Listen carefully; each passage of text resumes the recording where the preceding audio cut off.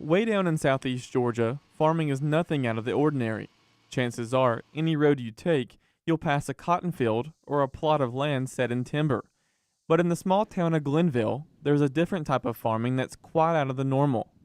Cricket farming. Well, the farm got started around 1947 when Tal Armstrong rolled into town, and him being a contractor plumber working at the Georgia State Prison, a very avid fisher and hunter, he decided to send his son out on a mission to catch crickets. They put him in a sugar barrel, and they realized that they multiplied one day, that it wasn't ants in the bottom of the barrel, and so they started experiment with it. They kept experimenting until they got the hang of it and found the best method to grow them.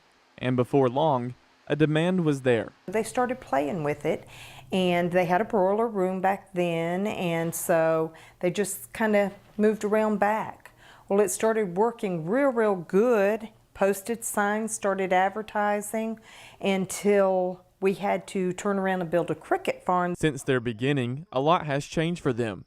Their customer base has expanded well beyond just the fishing business, and due to the pet industry boom starting back in the 90s, they've had to adapt and expand to more than just crickets. Everything has just changed in the pet world because now we have 7 sizes of crickets. Whatever the reptile needs, we carry all the housing for the crickets, just anything that a hobbyist would need, a pet store would need, any supplies like that. And just like all other types of farming, growing crickets takes a lot of work, and they have challenges just like with growing anything else. Cricket farming is 7 days a week. We have to come in, we have to check temperatures daily. Each age of cricket has to stay a certain age to grow out properly and to grow out on time. If the heat falters, even on eggs in your incubating room, it could stall a few days on hatching. And when you're setting schedules and you have to be in that room on Monday and the crickets have not hatched out until Wednesday or Thursday, then it does cause a big challenge to get the crickets caught up. They also have far more challenges than just operations. Like all other commodities in Georgia, they also have to deal with things like disease pressure and pests. You're challenging against diseases.